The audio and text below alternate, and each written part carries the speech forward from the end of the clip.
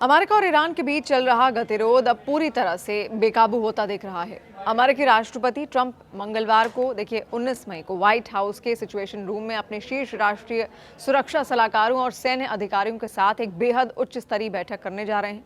Media reports के मुताबिक इस बैठक में ईरान के खिलाफ सीधे सैन्य हमले के विकल्पों की आखिरी समीक्षा भी की जाएगी।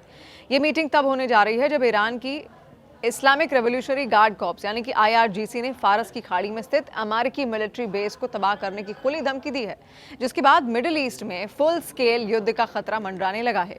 ईरान द्वारा अमेरिकी प्रस्तावों को खारिज करने के बाद राष्ट्रपति ट्रंप का गुस्सा 7वें आसमान पर है। उन्होंने अपने social media platform truth social पर ईरान को चेतावनी देते हुए लिखा, ईरान के लिए घड़ी टिक टिक कर रही है और बेहतर होगा कि वो जल्दी से आगे बढ़ें, वरना उनका कुछ भी बाकी नहीं बचेगा। समय बहुत कम है।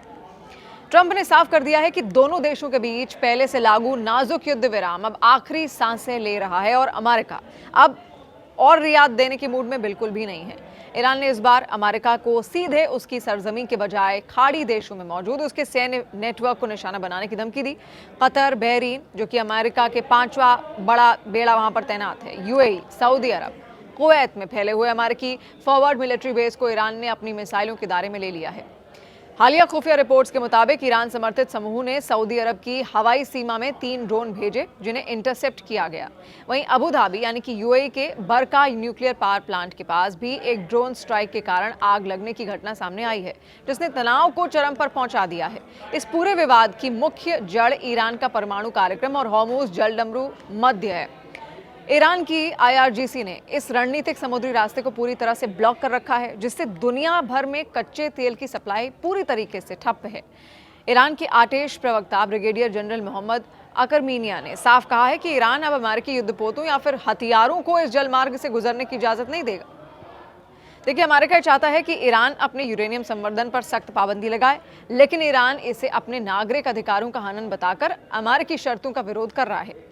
एक्सियोस की रिपोर्ट के अनुसार सिचुएशन रूम की इस बड़ी बैठक से ठीक पहले राष्ट्रपति ट्रंप ने इजरायल के प्रधानमंत्री बेंजामिन नेतन्याहू से फोन पर लंबी बातचीत भी की।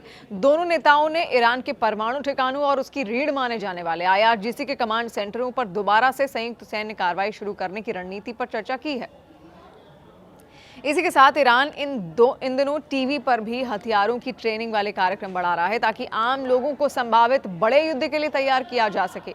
सोशल मीडिया पर इस वीडियो को लेकर एक तेज बहस भी छिड़ गई है, जहां पर लोगों को ट्रेनिंग बाकायदा लाइव टेलीविजन में दी जा रही है और कई लोग इसे युद्ध की तैयारी का संकेत भी मान रहे हैं। प्राइम टाइम में बाकायदा एक लाइव हथियार ट्रेनिंग प्रोग्राम के दौरान चेहरा ढके हुए IRGC के कमांडर के साथ मौजूद एक ईरानी टीवी एंकर ने UAE के राष्ट्रीय झंडे की तरह असली असॉल्ट राइफल से गोली तक चला दी। ये प्रसारण सरकारी चैनल ओफोक टीवी पर बाकायदा दिखाया भी गया। अब रिपोर्ट के मुताबिक तेहरान इन दिनों प्राइम टाइम टीवी पर हथियार चलाने की ट्रेनिंग वाले कार्यक्रम दिखा भी रहा है, ताकि आम नागरिकों को संभावित बड़े युद्ध के लिए तैयार किया जा सके। शुक्रवार रात बाकायदा ईरान के सरकारी टीवी पर कई कार्यक्रम प्रसारित किए गए, जिनमें एंकर स्टूडियो में राइफल के साथ दिखाई दिए। उन्होंने कहा कि वो हथियार चलाने की बुनियादी ट्रेनिंग सीख रहे हैं और जरूरत पड़ने पर युद्ध में शामिल होंगे। ईरान इंटरनेशनल की रिपोर्ट के अनुसार ऐसे दृश्य कम से कम 3 कार्यक्रमों में दिखे गए।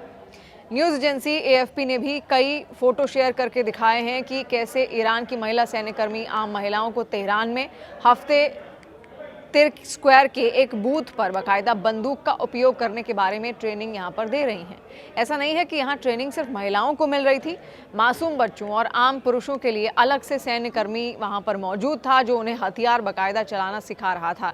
यानी एक बहुत बड़ा संकेत ईरान की तरफ से यहां पर किया जा रहा है, ताकि अगर युद्ध के हालात इतने ज़्यादा बुरे हों कि आम जनता को भी इस युद्ध में कूदना पड़े, तो उनको AK-47 या अन्य हथियार जो कि ईरानी सेना इस्तेमाल करती है वो चलाने आने चाहिए। और इसीलिए बार बार ईरान के टीवी चैनल्स पर इस तरीके के प्रसारण भी अब सामने आने लगे हैं।